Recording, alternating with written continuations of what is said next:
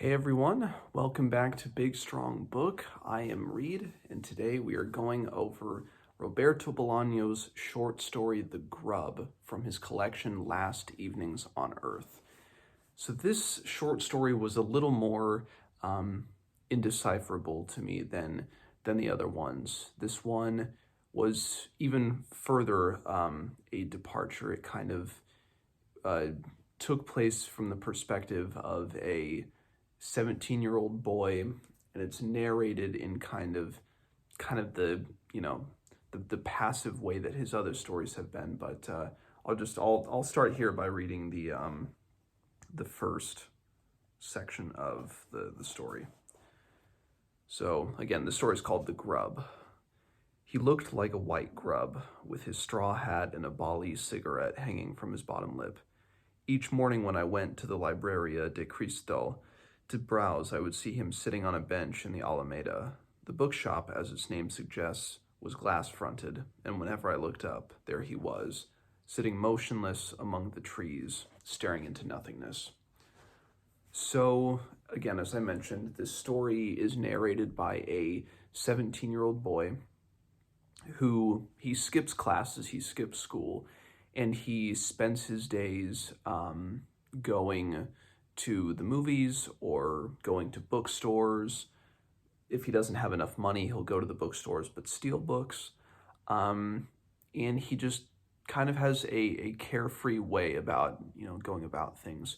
And one of the movies, this is kind of a throwaway, but one of the movies that he sees, Albert Camus' book, The Fall, is mentioned, or it's shown on the screen.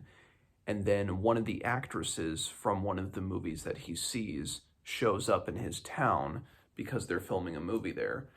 And he kind of approaches her and asks for her autograph, and he brings a copy of Albert Camus' novel, The Fall. And she asks how he wants it to be signed, if he wants it to be signed by her or by Albert Camus. Kind of a joke, but granted, I've read only a couple of Albert Camus' short stories before. I think one was called The Guest, and he's known as being a very philosophical writer, a very deep thinking, pondering author, and I'm not sure if Bolaño placed that into the story to be kind of a juxtaposition for the 17-year-old boy, because the 17-year-old boy is he's a carefree protagonist. He doesn't give a whole lot of thought in life. The things that matter to him are books and movies, and in particular the women in the movies. And so, as that first paragraph suggests, there's this guy that kind of hangs out outside the bookstore who the protagonist just refers to as the Grub. He's kind of a guy that just hangs out there. He sees them there all the time. He's not homeless, but he's just there. Eventually, he and the Grub get to start talking. They get to know one another. They just kind of hang out and talk all day. And not really about it. I mean, kind of in particular things. They talk about where they're from. And what the Grub is interested in is the cities around them, the history of the city that he's from, kind of its dark, violent history. He's very fascinated by that. And at one point, because again, the protagonist is a 17-year-old boy, he's very, he thinks with his lower brain, he's very into women. He just asks the Grub, what kind of women does he prefer? And the Grub just says, I believe, I like calm women. What was it here? Finally, he said, calm women. And then he added, but only the dead are really calm. And after a while, not even the dead, come to think of it. So the protagonist is placed up against the Grub, who is a very puzzling character. He's puzzling because of not his physical attributes, but what he physically does every day. He just sits outside of a bookshop doing nothing. He doesn't further himself. He prones himself to thinking. the protagonist kind of does the same thing. He skips out on school, he just reads and goes sees movies. And it's not like Bolaño was saying that he should be in school and doing that. No, it's not a condemnation. It's more just, you might be faced with more of the unknown if you choose to do that. And that's why the Grub is just fascinated by a lot of these metaphysical questions about the places that they come from.